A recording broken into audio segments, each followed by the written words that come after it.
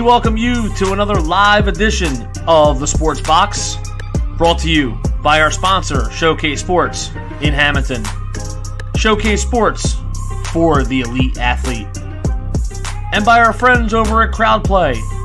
Download the free CrowdPlay app today and check them out at www.crowdplayapp.com for details. Ladies and gentlemen, it's showtime.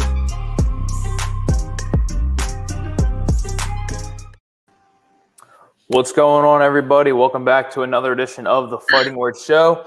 Lou, it's great to have you back, my man. I'm pumped for this weekend. I'm very excited for you to be back with us. And let's talk some fights, brother. Absolutely, man. It's great to be back. I'm a fight fan. We're all fight fans here who watch this show and us.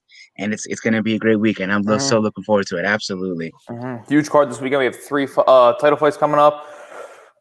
It is the UFC's, I believe, it's their first time having fans back since the pandemic started.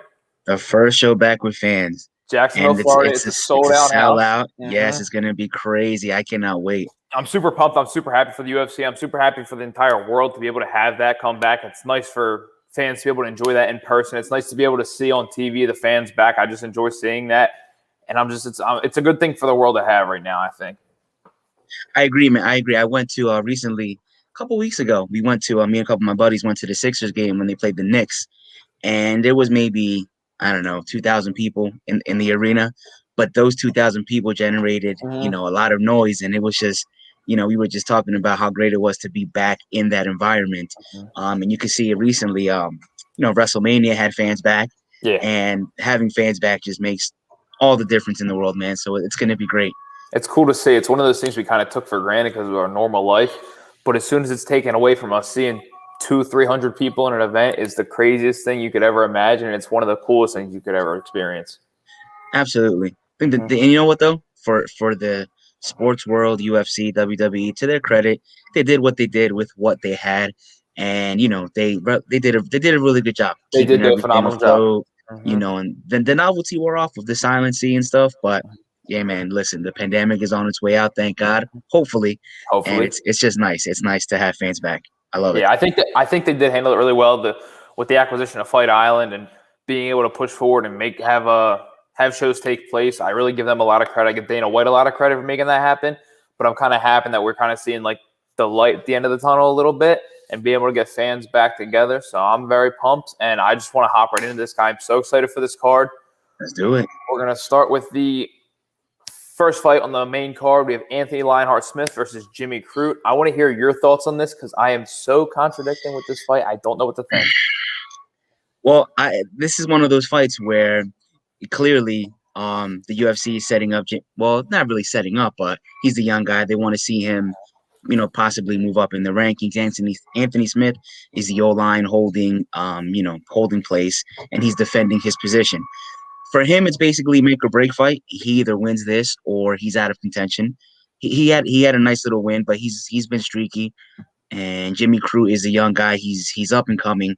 So it's always nice to see the up and comers. Jimmy Crute, he asked for this fight though. I was watching the UFC, the embedded series that they do and the interviews and stuff, and he actually asked specifically for Anthony Smith. He said in an interview that he's just looking to maul this guy. He's not looking for anything else but to completely take this guy out. And Anthony Smith is like, well, wait a minute, you got to prove yourself. You asked for me, so now you got to put up or shut up.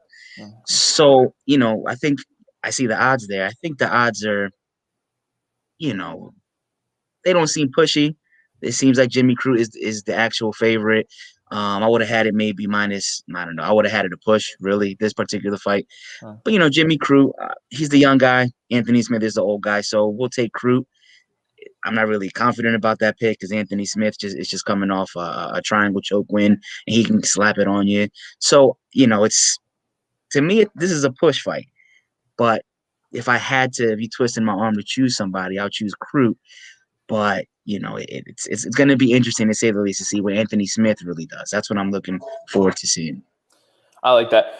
I think it's kind of a toss-up for me. Like you said with the odds, I didn't know how to play it and what I thought of it. Stylistically, I kind of see some similarities between the two. But I gotta say, Jimmy Crute does have youth on his side. I feel like the UFC is setting him up pretty well. He's a big fan favorite. I believe he's from Australia. He's got a pretty good back, and he's a talented kid. And I feel like Anthony Smith is kind of like right now, the point of his career, he's kind of on the end of his career. He had a phenomenal career. Hats off to him. Title challenger, everything he accomplished. But I feel like he's that stepping stone for those young guys. But at the end of the day, he is Anthony Smith. He has wins over some of the biggest names in the sport. He's put up great fights with, John Jones, a decade-long champion. So you never know what to expect. He hasn't looked the best in his last few fights. Right. He's kind of on a little bit of a losing skid. He did win that. He does have a submission win over Devin Clark. I believe that happened in August. Correct. It's weird because Anthony Smith is one of those guys where he is older. He's probably has 3-4 fights left, but you don't know which Anthony Smith's going to show up. But you always know that Lionheart Smith's going to show up. And Jimmy Crute, I give him all the credit in the world. He's a tough kid. He's a young kid. He's 24 years old, I believe. But at the end of the day, even though Smith is kind of on the back end of his career, you're going in there with a guy like Anthony Lionheart Smith, who has absolutely no quit in him. They're both going to bring the fight to each other. But like Anthony Smith does have experience on his side. He's going to bring the fight to you. He's going to be tough. It's not going to be an easy road to victory for either guy. I think that road to victory is a little bit more difficult for Crute just because of the experience. But I think that Crute does have the youth on his side. He could take a shot. He's younger. He's been in less wars. Smith's been in plenty of wars. I feel like the advantage is to Crute with that, and I feel like that plays a big advantage because me and my dad were just talking about this a little bit ago. We see these guys only have, like, these careers. They have about 15 good fights in them, if they're lucky. If they can win. If they're lucky, yeah. They have about 15 good fights, sometimes 10, sometimes 5, sometimes 20. You never know. But there's just a number that these guys hit where they kind of diminish, they kind of fall off the table a little bit. So I think that Crute can kind of exploit that in Smith. I think it's going to be a great fight. I think both these guys are tough as nails. I'm excited to watch this fight. I'm definitely going to watch this fight. If I had to pick, I'd pick Crute just because of what I said. He's younger. He's a tough kid. I like his game. But it's a tough fight. But to me, it doesn't matter who wins that fight. If Smith wins, he's going to stick around a bit. If Crute wins, it'll kind of push him up into the top 5. He might get a top 5 opponent. I'm not sure. But I like it. I'm a fan of both guys. I'm going to watch the fight. Absolutely. Jimmy Crute, actually, too. He's only gone the distance 3 times. So it'd be interesting to see if Smith can take him into deep waters, how he reacts to that. But other than that, it's going to be tough for Anthony Smith. He's not even old. He is 32 years old. 32 years old. He looks older. I just feel like he looks older. He's such a veteran of the sport. That's what I'm saying. I think he's been in the UFC, I don't know, 5-6 years now, but it seems like forever. So it's not like, he's that old, but he's got more losses than Crute has total fights. So that always plays a major part in these type of fights. But Crute, he comes in with some sort of left hook. He dodges something, he parries something. I think he gets the knockout. It's still pushy to me, though, because Anthony Smith could just grab it, get him in a chokehold, get him to the ground. We don't know how Crute will react to being on the ground for an extensive amount of time. So it'll be interesting to see. But it's a good fight by Mr. Dana White here to put this card, this fight together. I like it. All right, up next, we have 2 veterans of the sport, 2 legends. I love both these guys very much. We have Chris Weidman and Uriah Hall. These guys actually fought, I believe it was an early pro match, or it might have even been an amateur match in actually Atlantic City, New Jersey. Chris Weidman won that bout by TKO. Obviously, there's been a long road in between for these two to eventually meet at the highest level in the sport.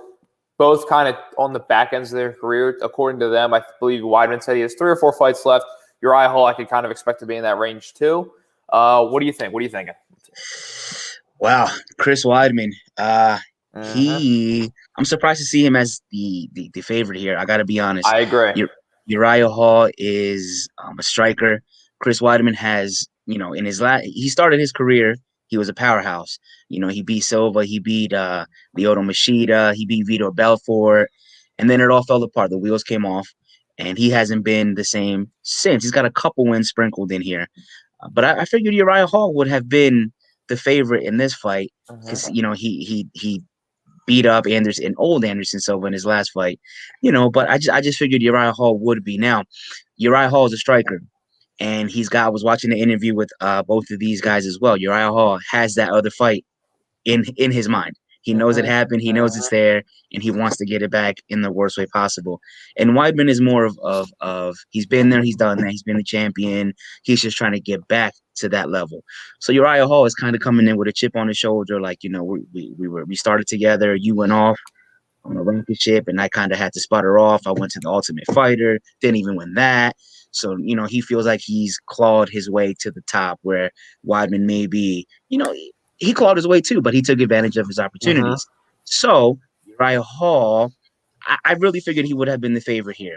I see Uriah Hall winning by knockout. Chris Weidman, you know, Souza hit him with that jab and really put him to sleep, put him on Queer Street. So his jab, I mean, his jaw hasn't really been the same. You know, he's looked okay recently, but I really expected Uriah Hall to be the favorite. I'm really surprised. So I really see Uriah Hall with a knockout, decisive knockout win here, propelling him to a title fight, really. No, I definitely agree. I was kind of surprised when I saw that Hall was not the favorite. Even though the odds are super close, I did expect him to be the favorite in the fight. He does have he's coming off, I feel like his last few fights, he does have the advantage. He does look a lot better. He did beat Anderson Silva. He did beat an older Anderson Silva. He looks a lot sharper. Weidman's coming off a win. I believe he won in August, if I'm not August, September, I believe. Something like that. Yeah. Fought a good fight. But Weidman does have problems facing very good strikers. Very explosive guys like Hall. Hall's looked very good. Hall's a big 185er. He hits hard. He moves very well. And Weidman has kind of always had trouble with those guys. We saw in his loss to Jacare. Jacare moved well. He hits hard. We saw in his loss to Yoel Romero at UFC 205 a few years back. Those explosive guys that move around and he can't get a hold of, he tends to struggle with a bit more. I feel like towards the end of his career, which, I mean, he said he has around 4 fights left, his chin, he's like I said earlier, these guys have like 10, 15, depends, give or take a few fights, good fights in them.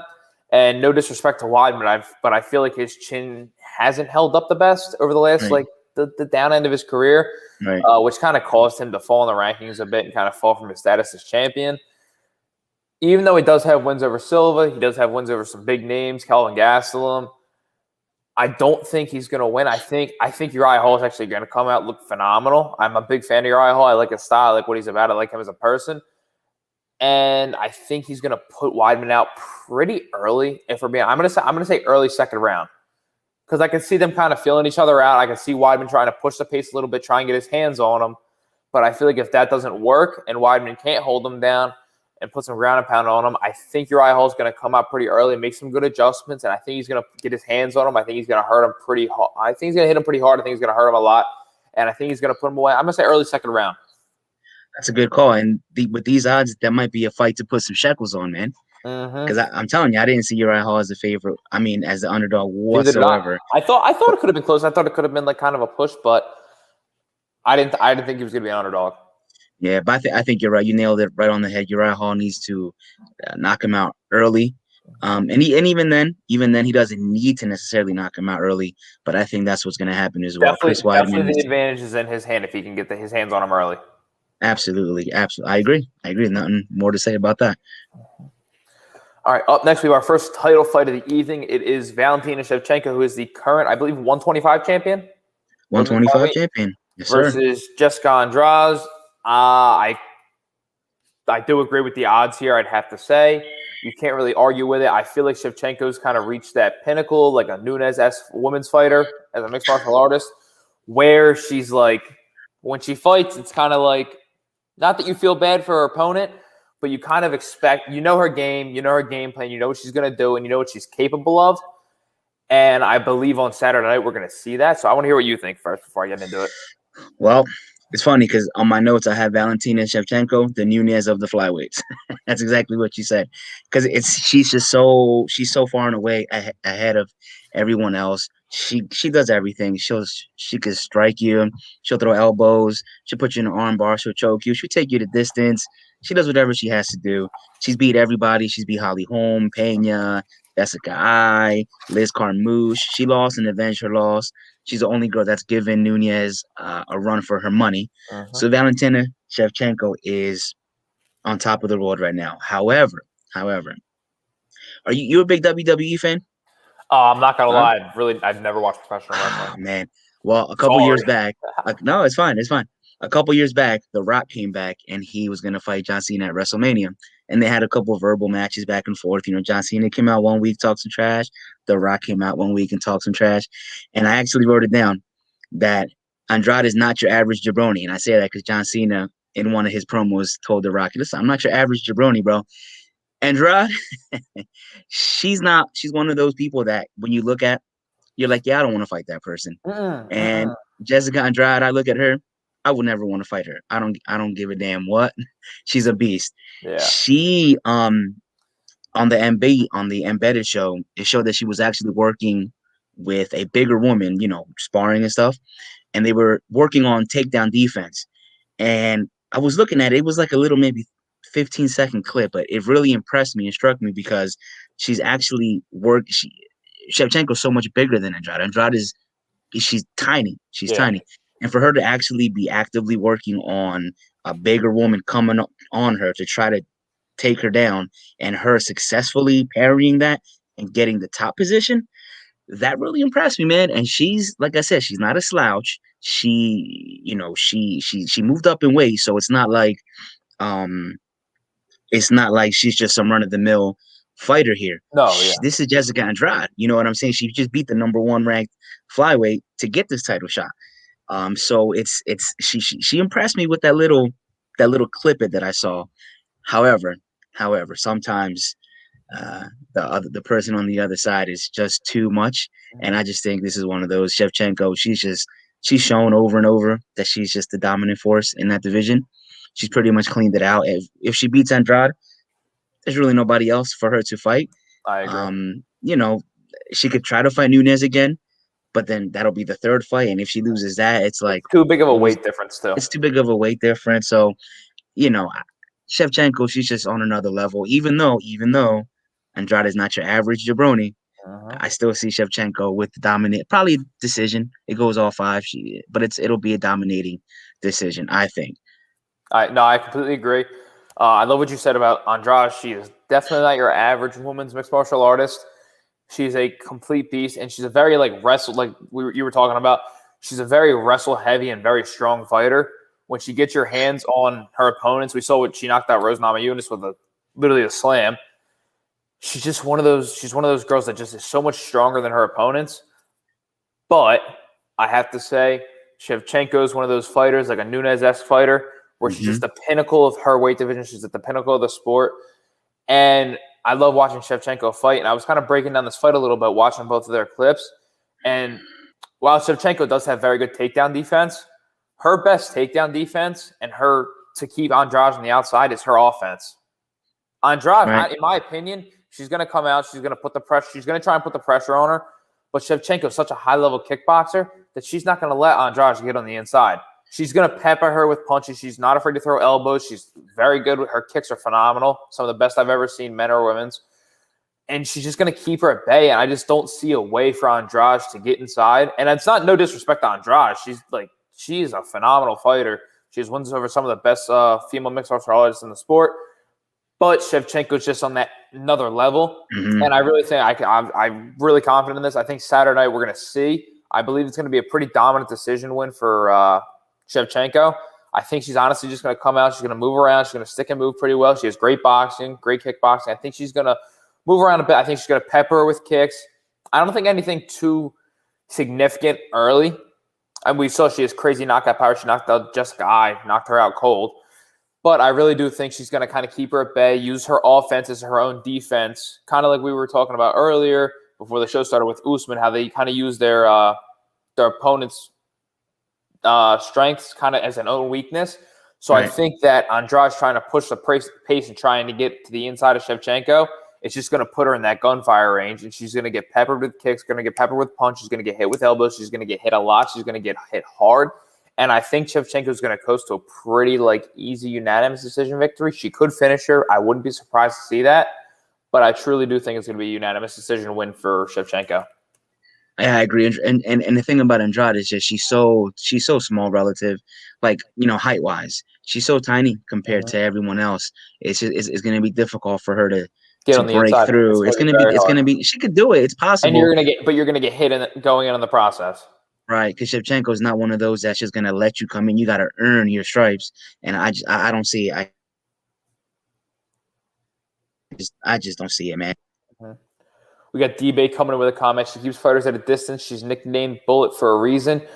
I completely agree. I did not know that's why she was nicknamed Bullet, but that is one of her. That's one I didn't know. I didn't know why that was why.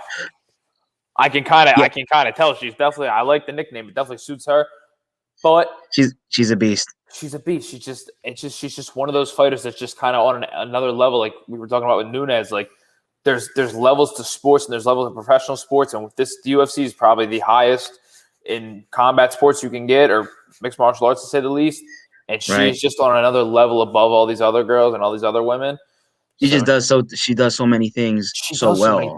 She does everything well. She does everything well. She doesn't suck at anything. Nope. You know, and it's just it's bad news. It's bad news for anybody who wants to fight her. Now, see, but that's funny though, because Shevchenko, you look at her, like, yeah, you know, if push came to shove, I would fight her. But Andrade, I wouldn't fight. She just looks like a freaking yeah. You know I'm not fighting Shevchenko either. I'm not trying to get kicked like that, Lou. The UFC doesn't pay well enough. You're absolutely right. They put some extra zeros, then maybe I'll take a few. All right, up next, we have another title fight. We have Weili Zhang versus Rose Namajunas. I absolutely love this fight. I love this matchup. Two of the toughest people in the sport. It's going to be a brawl. I don't know what to expect, but let's hear what you have to say. I saw Namajunas in the clips. She was working with the gloves and working on striking, which is not really her forte. You know, she uses the strikes to lead into the submission or the ground and pound. But you know, according to what they're saying, the coaches that they want to put some pain on Zhang. They have a couple. Let me look at my notes here. They have a couple common opponents. They have both fought Joanna and they have both fought Andrade. Zhang decisioned Joanna in the fight of the year last year. That fight was amazing. I have this in my notes as well. I know exactly what you're going to say. Dude, with that lump on Joanna, I don't know how Joanna didn't give up, and she was still fighting at the end of that fight. That thing was humongous. And she fought a good fight even after that. She fought a great fight. She got one of the judges. So then Namajunas is 2-0 against Joanna with the KO and then the decision.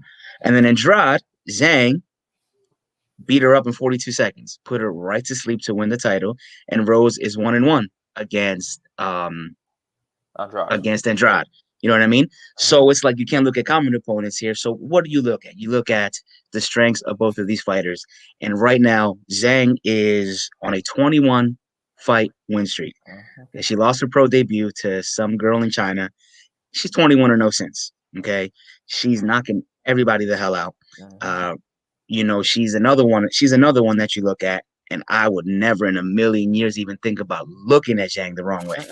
That girl is a mini bulldozer, brother. She'll take your head off and not even think twice about it. Well aware. Namajunas she's a very good striker. She's very technically sound, but that's not her bread and butter. She wants to just use the jab, the straight to get you down, and then she'll try to submit you. She'll try to ground and pound you, but she only has that one knockout win on her record against Joanna.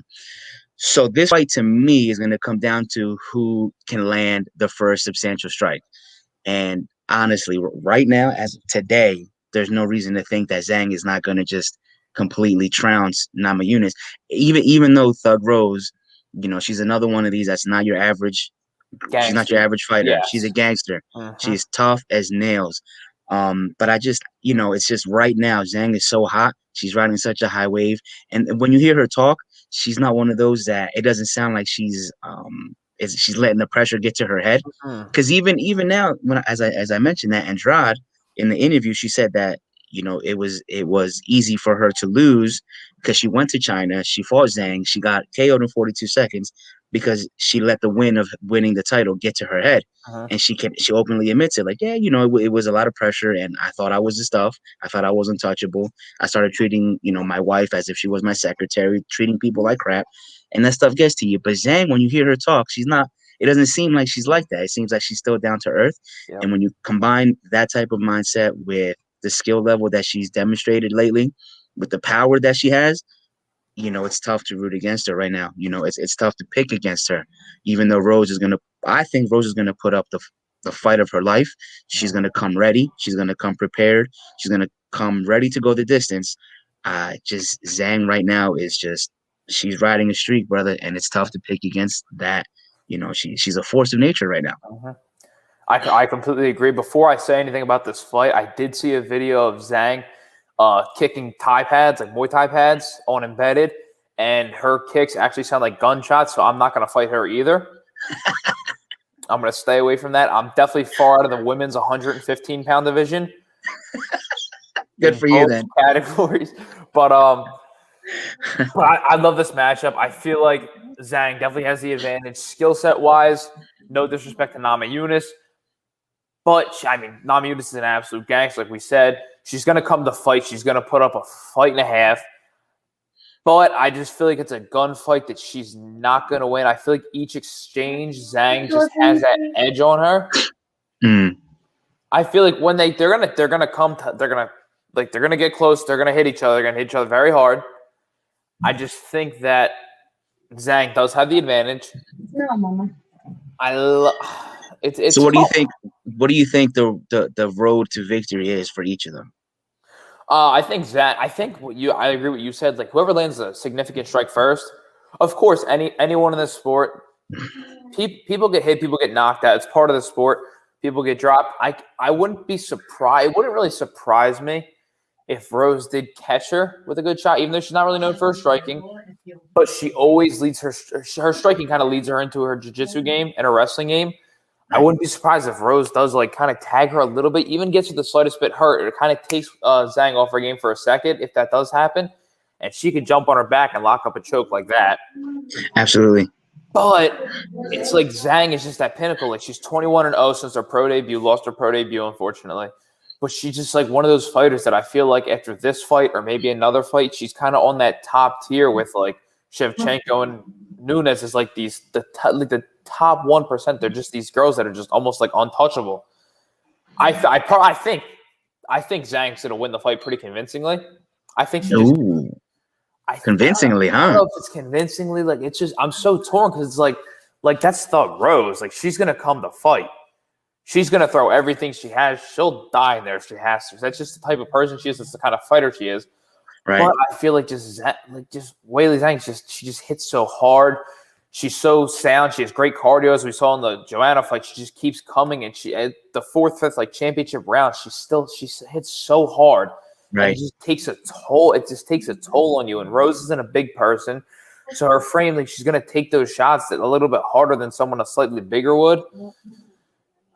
But I don't know, man. I'm going to be excited. I'm definitely going to watch this fight. It's for the belt, so it's a very high pressure fight for both of these people. I think Zhang definitely does, like you said earlier, does handle these situations a little bit better than Rose. Rose at one point didn't even want to be the champion, didn't want to fight for the belt, didn't want to hold the belt because of the pressure that came with it.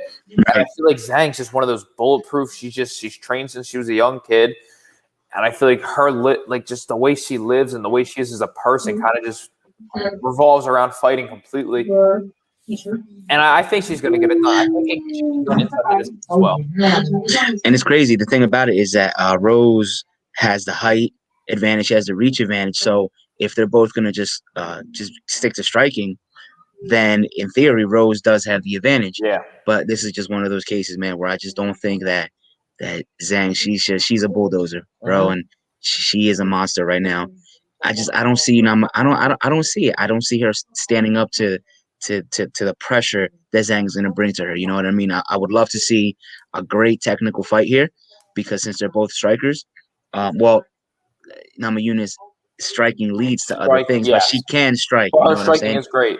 Her striking, and she's working on it. Like I said in the clip that I was watching. So I want to see a good fight here. I really don't want to see a trouncing because I think both of these two deserve to be where they're at. You know, 100%. Especially Nama Yunus. She's coming back. She avenged her loss to Andrade, so it's nice to see her back in contention. But Zhang, geez, it's hard to pick against her, bro. I'm telling you, it's hard. It's just there's these tiers to the sport, and it's just like you look at Rose, and she's like, she'll beat up a lot of people on this earth, and she's obviously very successful as a pro fighter to fight at the highest level. but there's just like that click above, like we were saying with Shevchenko and Nunes. Like Zhang she just has it. She's just that click above everyone else. I think she's gonna ride out this win streak. I mean, 21 wins is one of the most impressive things we've ever seen. Absolutely. I think she gets it done, to be honest. I think so too. But big ups to Rose. Listen, it's hard to bet against Rose, but you can't really bet against Zhang. You know what I mean? I agree. Right now, it is hard to pick against Zhang. It's hard. I agree you can't 100%. pick against it. Same thing with Nunes and Shevchenko. It's hard. Like it's really hard to take. Like you can't bet against them. Right. But it's gonna be a good fight though. Big ups to 100%. Big Dana for putting this one together because this is another. This whole card's phenomenal. I agree. So with that, the main event of the evening, much anticipated rematch between current Look UFC at those welterweight. odds. I know. What? You don't like that? Well, anyway, continue. Rightly so. I understand what you're saying. We'll touch on this in a second. But current UFC welterweight champ Conor Usman, he's currently 18-1. He's a 4-1 favorite against Jorge Masvidal, the holder of the BMF belt. He has some of the craziest knockouts in UFC history. He holds highly real knockouts over Ben Askren, Darren Till. Phenomenal fighter. Both these men are great fighters, and I'm super pumped for this fight. It's a rematch, much anticipated rematch since July when they fought. Unfortunately for Usman, he had an opponent fall through on about a week notice. Masvidal got a call on 6 days notice to fly over to Fight Island, cut weight, wasn't in the best shape, didn't get a full training camp. That's kind of been the whole narrative of this fight. But probably 6-8 months later, we're back again. Jacksonville, Florida, UFC 261. Both men got a full training camp, preparing for each other. I'm pumped. I love this. I like both these men's fighting styles. I want to hear what you have to say because you seem to be a pretty big fan of Masvidal. I love Jorge Masvidal because in the Hispanic community we tend to stick together. So I'm Puerto Rican, he's Cuban, pero nos juntamos. You know what I'm saying? I have no idea what you're saying. But I get what you're saying. Yeah. So anytime it's just something that happens. We stick together. It's whatever. However, Jorge Masvidal. When I looked at these odds, I said, wow, they opened up kind of wide. I guess I kind of agree with it because I do think Usman's going to win. Masvidal, I wrote in my notes that he had a nice little 2019. He had the 3 wins against Till. He knocked out Askren. He beat up Nate Diaz. And then he came up against Usman under the certain circumstances and lost. So you have to look at a guy like Masvidal and you have to say to yourself, is he living off of the knee that he hit Askren with? Because at the end of the day, that's what propelled him to the superstar status, that knockout. But then you look at Ben Askren's style. Had he not landed that perfect knee, Askren could have given him trouble 100%. Because Askren is he's a nose striker. He's Obviously. a wear and tear. He's a wrestler. He could have gotten the job done, Ben Askren. And it's tough to get that out of your mind. However, he's a street fighter. He's a gangster. He on 6 days notice. He didn't win any rounds against Usman, but he didn't look necessarily terrible. If that makes any sense. Fight. It was one of those fights where he didn't win any rounds. He obviously lost the fight, but it was a competitive fight. Right. It wasn't like as wide a gap as the scorecard made it out to be. So, with that said, now with a full training camp, can he find a way to secure that one punch that he's looking for, that knockout power? Usman, on the other hand, I put on Facebook after he beat George Burns that this guy is on another level. I believe somebody, I'm not going to mention names, Bobby Esau, said he's on a GSP level. And it's fair. It's fair to put him up there. He's on a 17-fight win streak. Skill set wise. He's on a 17-fight win streak. We've just lauded Zhang for being on a 21-win fight streak against mostly scrubs. This guy's on a 17-fight win streak right now. This guy can do it all. And he was looked at as a boring fighter, which is why he's not a quote unquote superstar, because he's just gonna wear you out. He's gonna decision you, But now he's starting to talk a little bit. Now he beat up Colby Covington. Now he finished George Burns. Now people are looking at him like, whoa, this is a guy that we need to start watching. And when that happens, guys sometimes let that get to him, but not this dude. This dude is as even keel as you can be. He's the one administering the trash talking now. Where before, as people were trying to get into his head, Yep. now you can't get into his head. Now people know it. Now he's the one trash talking it, and he's still going to kick your butt. And now he has a full training camp preparing for Jorge Masvidal. So this fight right here I'm looking forward to this so much, partly because I'm a fan of Jorge Masvidal, but partly because we're watching greatness right now, Bobby, and we're watching greatness with Usman, and it's going to be very interesting to see how it's going to be interesting because Usman's going to fight his fight. He's going to hug him. He's going to take him down to the ground. He's going to stomp on his toes again. He's going to hit him with the shoulder. That's what he's going to do. And there's no doubt about it. I'll bet anybody a sandwich, D-Bag, if you're watching. I'll bet you 2 sandwiches that's exactly what he's going to do. So Masvidal, with a full training camp, can he get that street fighter out of him? Can he get the fan support that he's saying is going to be there for him now? How does he respond to that? And Usman he's on that click that we're talking about now with the Shevchenko click. He's up there. But Masvidal, he's got a chance. He's got a chance. He's got a puncher's chance at the end of the day.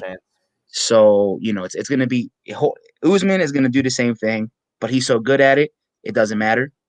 We got to see what Masvidal is going to do in response to him doing the same thing, knowing it's coming. And that'll determine whether Masvidal stays as a superstar or if he goes back down to mediocrity, and that's the bottom line. Yeah, I love what you said. I'm probably going to touch on very similar things. I think I have to say first, I think a big narrative that a lot of people are making in Masvidal's favor is that he did not have a full training camp.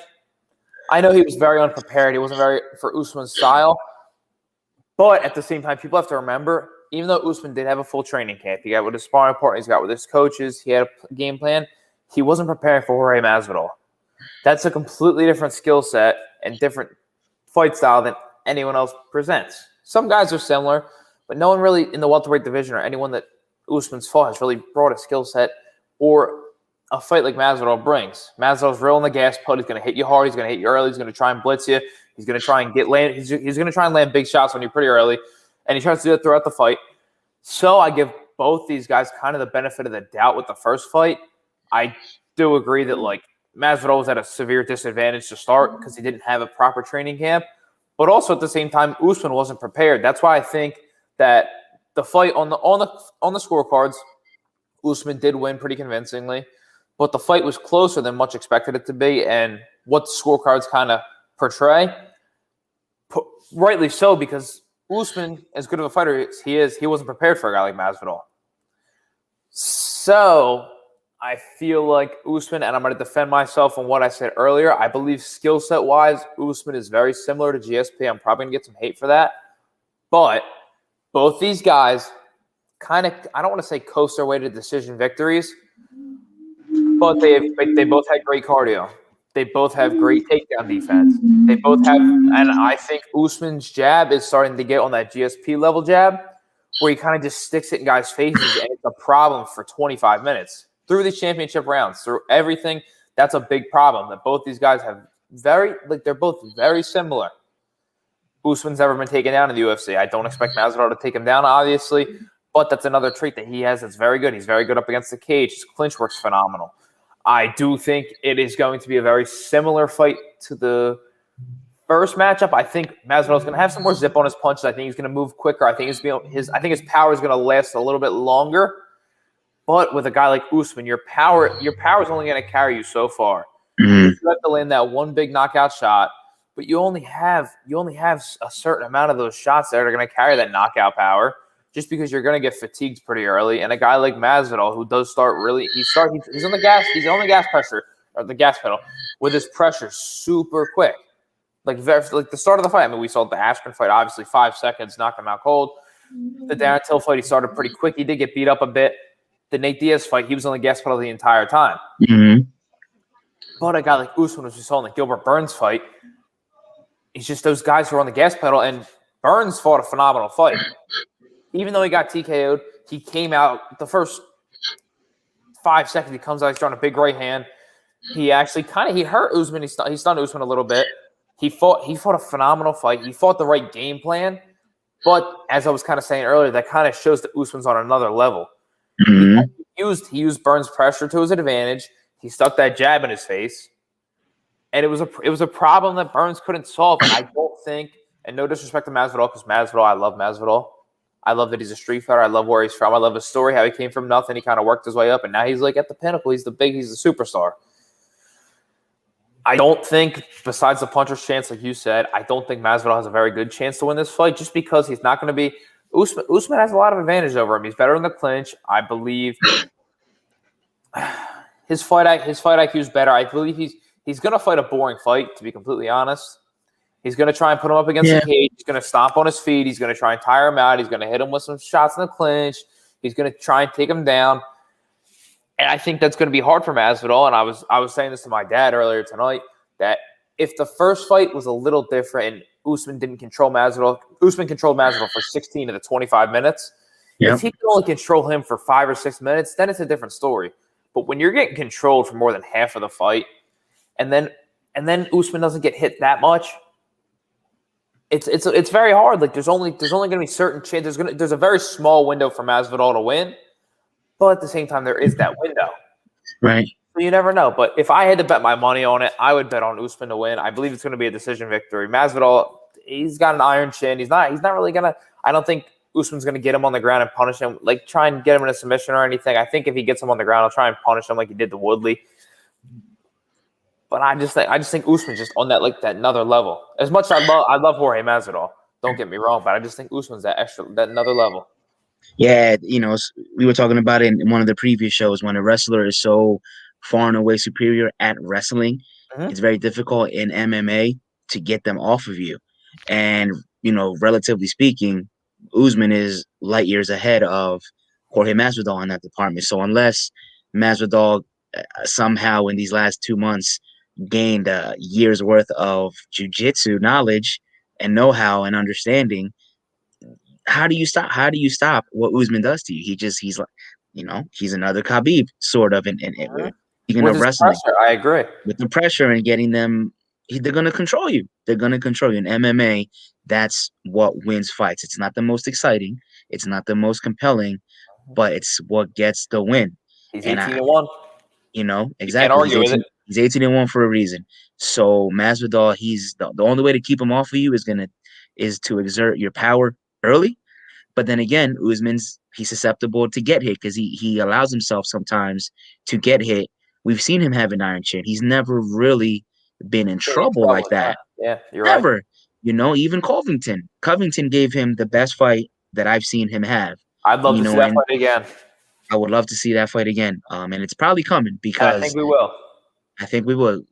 Covington just won, so he's on the wait to see what happens. It's gonna be him next. It's got to be him. So, Usman, for his credit, can take a punch. Yeah. So it's just gonna be interesting to see if Masvidal can do something to stop the coming onslaught that we know is coming. I would love. I'll scream in my crib as loud as I possibly can if Masvidal somehow wins this fight. I'll have the neighbors. The neighbors will call and be like, "Yo, what's going?" I'm gonna make a ruckus. I just don't see it, man. I really don't. It's hard to picture. It's hard to see. He doesn't have a clear path of victory. I feel like in Usman, all of his recent fights, that he's kind of become that. Once he become a champion, he's got some hype behind his name. People are starting to watch him, and every single one of his fights, and not only because he's 18-1, he has a very clear path to victory.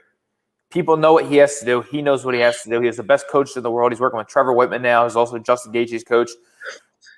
He just has that clear path to victory. And for me, I just don't see Masvidal having a super clear path to victory. At the end of the day, it is the UFC. It is a cage fight, and anything can happen. But I think Usman's path to victory is a 100 times easier road than Masvidal's. And not to mention, Usman just got done fighting. His last fight was in February. Yes. And now it's April 24th. He's fighting again. So this Joker is staying active. He's staying dominant. As far as I'm concerned, he should be number one pound for pound right now. John Jones is number one right now, but he's been so inactive. God knows if he's even going to fight in the UFC with all the trash that's going back and forth with him and on Twitter with Dana White. I would have Usman number one pound for pound without question because he's just a beast. Now, the odds are a little bit high, from what, for betting purposes, but I guess I can't disagree with it. I saw a video, everybody's picking Usman, everybody. Yeah. Covington, Woodley, all the It's hard. commentators, everybody's picking Usman. It's hard because he has that clear path to victory. He's 18-1. You can't argue with the facts. You can't argue with the stats and his stats as a fighter. You can't argue with it. It's hard to argue with it. So what do you think? Let's say Masvidal loses this fight. Does he go back to? Is he done? Does he fight Nate Diaz? What happens? What do you think? I feel like he has so much hype behind him. I'm trying even with another loss. That'll be 2 in a row. I know it's 2 in a row. He'll be 35-15 if he loses. But I feel like in a sport like this, same as boxing, I feel like all combat sports, when you have a highlight reel moment like he did against Darren Till, Ben Askren, and then he beat up Nate Diaz pretty bad, and especially the Askren thing, that's what kind of gave him. That's what gave like the casual fans the intro to Jorge Masvidal, right. And he's kind of I'd say he's a household name now. He's known for that. He's got the BMF belt. I don't know what's next. I feel like I definitely, obviously not a title shot if he loses. That's foolish, but I think a top 5 guy, like maybe a Wonder Boy rematch. That would make it probably makes sense because Wonder Boy is ranked 5th right now, so I wouldn't mind that. I don't want to see him and Nate Diaz fight again as much as I love Nate Diaz. Yeah, that fight is done. I don't want to see him fight, but it's two different styles. Nate Diaz is kind of going to wear on you, but he just got beat up in that fight. And also, this is a bit off topic, but you were speaking about John Jones. If him and Francis fight, who wins that fight? That's tough. It's tough. John Jones is one of those all-timers. It's hard. No matter what happens, and he's got so much skill that you expect him to win every time he steps into the ring. Now he's going into heavyweight. He's never fought at heavyweight, as far as I know. We don't see how he can take the punch. And Francis Ngannou, I don't think anyone can, is a one-hitter quitter, my friend. I don't know how Stipe beat him last time.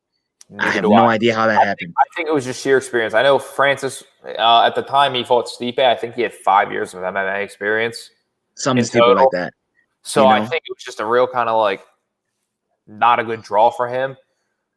Listen, I'm still trying to figure it out, but I don't know who wins that fight, dude. That's going to be one where the build-up, I guess, will tell us everything. The clips that we have to watch, the interviews, that'll tell us because right now, today, you can't really say Francis would lose after dominating Stipe and not seeing Jones ever fight a heavyweight. It's tough to say Jones would do anything, but he's, possibly the best fighter ever. I talk about this all the time. It's so hard to bet against a guy like John Jones. Mm-hmm. And I love when guys that are as skillful as him can use their pure skill to lead them down the road and the success that he's been on. Obviously he vacated the belt, but he was a light heavyweight champion for 10 years. He won the belt when he was 23. He was the most dominant champion anyone's ever seen. He never truly lost a fight, obviously a DQ for an illegal elbow. But it's just seeing Francis fight, and unfortunately, he's one of those guys that just hits so hard that he has to land one shot. Like John Jones, and I said this talking to a few of my buddies, the Stipe fight, I would have loved to see Stipe win. I love Stipe. But Stipe Miocic has to be perfect, or he had to be, unfortunately. He wasn't. He had to be perfect for all 25 minutes. Francis has to be perfect for 1 split second, not even a split second. He has to land one shot. He has to be perfect for a half a second. John Jones in the same boat. He's human. You know what I'm saying? He could always lose. He hasn't looked the best in his last few fights. Not as dominant. Obviously, he's won all his fights, but not as dominant. Right. And I just feel like Francis is the kind of guy where it'll be similar with the Stipe fight, whereas John would have to be perfect for all 25 minutes. John's proven that he's been perfect for all 25 minutes, but he's also never fought a heavyweight. He's going to move a little bit slower. He relies on a lot of his movement and his fight IQ, so that's going to be a little bit slower. And it's hard for me to – I see the path to victory for John Jones and what he has to do, but I also saw a pretty easy path to victory for Stipe. Right. But there's Francis in the way. I think it'd be a very tough fight for John Jones to win. Not that he would get beat up in any sense, but I just think that one shot, like I feel like in the span of those 25 minutes, Francis is so big, he's so long, he's a true heavyweight frame that he's going to cut off John and just land a shot and just put John out. Yeah, I mean it's tough to say otherwise. The John Jones path to victory would have to be stick and move, jab, jab, straight, get out of the way, throw a couple kicks, get out of the way. Because for all intents and purposes, Francis Ngannou is not really going to try to take you down either. He's going to just try to take your head off. So John Jones doesn't really have to worry about the wrestling and the grappling from Ngannou. But it's a dream fight for a reason, dude. It's a dream fight. I'd love to see it. It's one of those. It's one of the. I'd rather see them fight than Jones fight Adesanya. To be honest, I completely agree. Because now at least with Adesanya,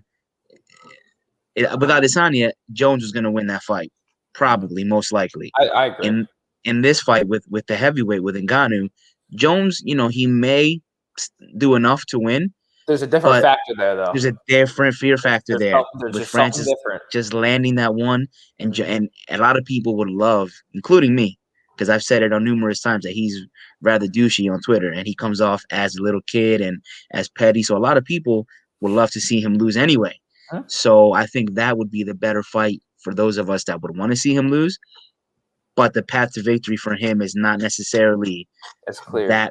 It's not that difficult for him to traverse with his skill set. It's possible for him to do enough to get the win over somebody like Ngannou.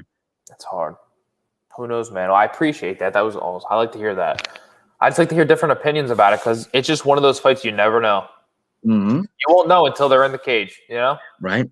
And it's probably going to be the fight that happens, though. I mean, I think John Jones can talk all the trash. He wants to get paid, quote unquote, adequately. $10 million is not enough. He keeps saying it, but money talks, dude. You know what I'm saying? And he's the type of person that, from what it seems like, I don't know him personally, but the way he acts and talks in interviews and tweets, he's the type that strives for that recognition. Yeah. And I think if Dana White were to sign up, look, bro, here's a contract, $10 million, take it or leave it. I think he would want that recognition. I think he would be the one to be like, you know what? I'll take the fight. I'll take you for peanuts, and I'll show you all. That's the type of person he's shown to be. So I think it's gonna happen, bro. It's gonna happen, and I can't wait for that one. I'm pumped for that. All right, last topic of the night. We probably talked about this. This is Conor McGregor versus Dustin Poirier. The trilogy fight is booked for July 10th. It's UFC 264 at the T-Mobile Arena in Las Vegas. It is another fight where they're having a sold-out crowd. This fight sold out, I think, 20,800 seats in like 17 seconds. It was ridiculous. I tried, brother. It didn't work. Didn't work? I tried to get tickets. It sold out immediately. Yeah, it was ridiculous. I remember seeing something on Twitter, like they went live and they sold out like 8. It was ridiculous. Mm-hmm. We obviously we had a show about this, their second fight. Unfortunately for Conor and unfortunately for me, Conor lost. Sadly. But I got to say, a lot of respect to Poirier, a lot of respect to his team. They came in with a perfect game plan. I think Conor's game plan was not very thought out. I think Poirier did things that he definitely didn't expect. Obviously, the calf kicks, but just Poirier's boxing, like the takedown he mixed in, the clinch work he mixed in. I think he moved a lot better. I think he definitely did things that Conor didn't expect. I think Conor, I'm not trying to make any excuse for Conor, but I think definitely I analyze this fight a lot. I watch this fight all the time. He definitely didn't move the same as he once did. Mm-hmm. Obviously, like a very boxing heavy stance, but he used to cut angles really well. He used to move. He used to kind of set offensive traps with guys. And I feel like he definitely lacked that in the fight. He was definitely a little gun shy. He looked like he hit really hard. So hats off to Poirier for taking all those shots. But I don't know, man. I want to hear your thoughts about this fight. I think it's a good fight to be booked. I think it's one of the biggest fights I think it's a big fight, like a big fight that fans are looking forward to. I feel like obviously, like I've been a fan for a while. I know you've been a fan for a while, but I feel like even casual fans are kind of invested into this. As a big trilogy, I don't know what to think. I do have kind of a controversial opinion on who's going to win this fight, but I want to hear what you think first before I get to talking. Okay. I'm sure we're going to cover this when the time comes, but I think that Conor, and I mentioned this a few times whenever we do talk about Conor, is that he's just not the same at the heavier weights. At lightweight, he's not the same. His punching power, too. He's a very small frame. He's stocky, but he's skinny at the same time. He's got Poirier was on Joe Rogan's podcast not long ago, and he said that he's very small. He's a true featherweight frame. Even though I don't blame him for not wanting to cut the weight, I wouldn't either if I was worth $300-something million and a superstar like he is. But he's not a true lightweight frame. Poirier said he's got a small waist, small shoulders. Poirier is actually I don't even know how Poirier made featherweight to start off. Poirier is also very big for lightweight. It's a different frame. He's got long arms. He's a very wide belly. He's got big shoulders. He's got like a wide chest. He's a different frame. I think Conor's small for that division. I would like to see him go down to 45, but I don't see that happening. And I don't blame Conor. It won't happen. The same thing happens to boxers as they get older. You see the progression of a boxer. They start off light and they end up heavy. Because as we get older, you'll get there eventually. Hopefully, you'll get into your mid to late 30s, and you'll understand that it's difficult to keep the weight off. It's harder to keep it off at 30 plus than it was at 20 plus. So Conor is never. You say, is that what you say? You'll be all right. But Conor, he's never going back to 45. He's just not gonna cut the weight. It's not worth it. I don't blame him. He's the type of person that once his mind is set on something, he's gonna get it. So he's gonna stay at lightweight.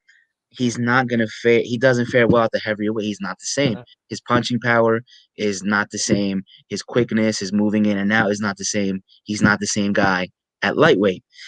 And I said it when we were previewing this fight. Poirier is a legit lightweight. He went farther. He didn't go further with Khabib, but he made it a little bit more competitive.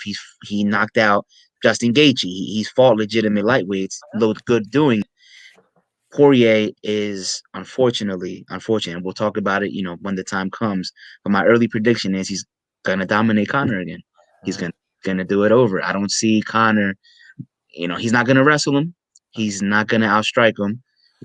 He'll have to land like some out of nowhere leg kick or something, head kick from out of nowhere to have a chance. I just don't see lightweights are just too big for this guy. Conor's too little for lightweights, and it's unfortunate. Because I love Conor McGregor. I'm the biggest Conor fan. I got the shirts. I got everything. You got the shirts too? Oh, of course. That's awesome. Yeah, I'm gonna get a little weird with this. I'm gonna get a little technical, and I'm gonna go a little in depth with this. Poirier, his team. He trains the American top team in Florida. I actually know a few guys from New Jersey that I know who go down there and train. I know a few guys who trained with Poirier. Poirier has a phenomenal team. Mike Brown's his head coach. Mike Brown's kind of the mastermind behind the calf kicks. And it's going to sound a little weird, but Poirier, immediately after the fight, he goes home. He celebrates. He just beat the biggest name in combat sports, but he goes back to training. Conor has not been back to Ireland. Part of it due to COVID and protocols. Has not been back to Ireland. He hasn't been training in his gym. He hasn't been living at his house. He's living a superstar life out in Abu Dhabi on Fight Island. He has no training partners from what I know of. He trains at a UFC gym by himself. And I feel like some of this stuff's gotten into his head a little bit and I feel like it's kind of like the narrative. Like every big fight we see, there's a big narrative with these things. The Masvidal fight, how he didn't have a full training camp, 6 days, weight cut, stuff like that. And I feel like this, and it was obviously a big factor, but the calf kick. That's all people talk about. And Conor keeps saying, he keeps coming out. I feel like it's almost detrimental to him. And I'll get into this in a second, like technically wise, where his mental game comes in. The calf kick is so talked about, and it was talked about as being the biggest factor in this fight. It won Poirier the fight. And I don't disagree at all. But Conor's going into this fight not trying to win the fight, not trying to go in with a good game plan with his team like Poirier is going to. Poirier's going to come in. I think he's going to come in with a great game plan. He's going to come in good shape. He's going to have a great training camp. That's what I believe. Obviously, things could go wrong. But Conor's going in trying to defend his calf kick. Conor's living off his left hand. Conor's more than a left hand. People only say he's a left hand, but Conor's more than a left hand. He has good takedown defense. Not the best. Could work on it. But Conor has more than a left hand. He kind of gets disrespected in some sense. But Conor is, and I actually wrote something. I actually want to email. This is going to sound crazy, but I want to email Poirier's coaches about this because Conor is so worried about the calf kick, and Conor has a technical flaw where he defends calf kicks. And I'm sure you can remember from the first fight, he starts getting kicked. He starts getting kicked pretty hard. He realizes late first round is a problem. He then is trying to check the kick like traditionally like a kickboxer, where he's turning his shin, he's trying to let it land on his shin or try and get his weight off the front leg. That's not working because he's in such a boxing heavy stance. Then he goes down and he's trying to catch Poirier's kick. He's trying to scoop his heel. He's trying to, and he did it successfully a few times. I have some videos on my phone I made up about this. He did it successfully a few times where he kind of catches Poirier's leg and he hits him with a shot, tries to trip him, but he got in a real bad habit of that. Right. And I think Conor's not going to abandon. He said he's going to abandon the boxing stance, but at the end of the day, we saw in the Alvarez fight, we saw in the Nate Diaz fight, we saw in all of his style. That's his style. He's a kickboxer. He's like a taekwondo guy. He's light on his feet, but he's a boxer. He's got a big left hand. He's got a big right hand. Like he's just a front foot heavy guy. And I think that he's not going to go back to that bouncy style that he once had. At a lighter weight, you move better. It's different. It's a completely different fight. But I think there's a big technical fall when Conor reaches down for this leg kick. He lowers his level and he leaves himself exposed. It's hard. I'd have to show you. I'd have to explain to everyone. But he reaches down, he leaves himself exposed, and he kind of leans in a little too much. I think, and in slow motion videos, obviously easy for people to pick up that understand these things. I think, and it's going to be a crazy prediction, but I think that Poirier can knock Conor out with a head kick. Just because same style kick. I think if he came out, I think Poirier wins. That's what I'm going to say straight out. But if he comes out, he's gonna start snapping off the leg kicks. It gave Conor problems. It's going to give him problems. He's not going to have an answer for it. But I think Conor, instead of trying to check it traditionally like a kickboxer or a Muay Thai guy, that's not his style. He's going to try and scoop the leg. He's going to lower his level a little bit and try and do that. I think that Poirier is going to snap that leg kick off a few times, and then if he goes high, Conor's going to be wide open. It's very specific. It's very specific of me to do. It is specific, but it makes sense, and I know exactly what you're talking about. You know what I'm saying? He leaves himself too open. He leaves himself too square. He leaves himself open, and he lowers his level. It's so quick. Poirier can do that. Poirier is more than capable of doing that. And I feel like the media and Conor to himself with the calf kick stuff, it's setting mental traps for himself that he's so worried about this calf kick, which it does mean a lot. It obviously was a huge detriment to him. He did not fight the same after that. There's a lot of his game that got completely ruined and it completely abandoned by that calf kick, by the damage that the calf kick caused. But I just think Conor should be back in Ireland trying to train with his team. He should be with his teammates. He should be with his coaches. Poirier's putting in the work. Poirier looks phenomenal. Conor didn't look the same. I don't want to sound like one of those people where he's not the same because of the money, but he truly isn't. Like, he didn't move the same. He didn't look the same. He looked in good shape. He looked in great shape. Not like no excuses, but he lost that fight pretty convincingly. Yeah. And I don't think he's going to make the necessary changes to come in and win this fight in July. And I think, unfortunately, if he loses this fight, I think that's it for Conor. I agree. There's nothing else for him after that. He's not going to come down and fight a number 7 guy, which there's nothing wrong with that. That's the sport of fighting. Stuff happens, but he's some massive celebrity. He's got kids. He's got 2 kids. He's got a kid on the way. He's not going to go. He's not going to want to cut weight again. He's not going to fight. No disrespect to anyone, but he's not going to fight Dan Hooker. You know what I mean? He's not going to fight one of those guys. So I think if he loses this fight, it's it for him. If he wins this fight, I don't know what's next. I'm sure a title shot will come after that. I would like to see him win the fight. Oh, yeah. If he wins, it's a title shot. Absolutely. 'Cause they're 1-1. I mean, they're 1-1. So this is the rubber match. And they're fighting for the title in a couple of weeks anyway. Yeah. So, Chandler already started. Didn't he call out McGregor already? Yeah, at least once. You know what I mean? So I see it all the time. It's if Conor wins, he's getting a title shot, no doubt about it. But if he loses, it's WWE for him. I think he calls it a career. I don't blame him. He probably should have a few years ago. But I feel like he still has that fighting spirit in him. I don't think it's the smartest thing for him to be doing. Just because, no disrespect to him, no disrespect to anyone, but when you have that much money and you live that kind of lifestyle where the limelight's always on you, it's hard to kind of go away to your little gym in a town in Ireland and stay completely out of the spotlight and not be Conor McGregor. Like, it's hard because that name's always going to be attached to you. The fans are always going to want to see you. You're always going to have that stardom that's always consistently attached to you, where you can't live a normal life. You can't train 110% like you should be. Unfortunately for him, that kind of led him down the wrong roads. It led him to a few losses, but he did well financially. He has a great legacy fight-wise. He's won some big fights. He's held 2 belts, so hats off to him for a great career if this is it. But I truly do think Poirier wins this trilogy. Yep, me too. And it hurts to say. It really does. I love Conor McGregor, but So it's do done. I, dude. Yeah, if he loses, it's over for him. He's done. Yeah, I don't blame him. Like, it's one of those things. It's unfortunate, but I wouldn't be surprised to see him go. I don't think if he does lose this fight, I don't think he's going to fight anyone else. Yeah. It sucks, but that's what it is. It happens. Time is Sport. time is undefeated, dude. It happens to everyone. Time is undefeated, and that's what McGregor's looking at right now. You know, and it's sad because he does mean a lot to the fight game, to global sports. You know, he had his little couple incidents outside the cage where he was acting a fool. You know, but for the most part, he elevated the UFC 100%. to main. It was Ronda Rousey and him. Without question, that elevated the UFC to where they're at today. 100%. So, you know, he did the crossover with Floyd Mayweather. He's generated so much money for combat sports in general. Yep. You know, he's had a great career. His legacy is set. So, I don't know. I hope he wins. I don't see it happening, but you know, we'll talk about that more when the time comes for it, I suppose. Yes, sir. Well, I want to thank everyone for joining us tonight. Lou, it was a hell of a show. Thank you for coming again. It was Thank cool you for having me, sir. I love talking fights with you. You're an awesome dude. I appreciate your time. Thank you guys all very, very much.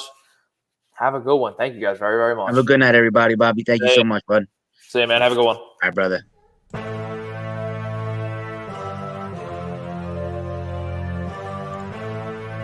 Thank you for watching this episode of The Sports Box. Please remember to follow us on all of our social media outlets. On Facebook at Sports Box Show, Twitter at Sports Box Show, Instagram at The Sports Box Show.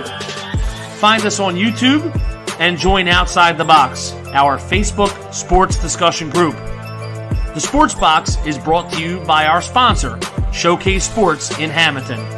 Showcase Sports for the elite athlete.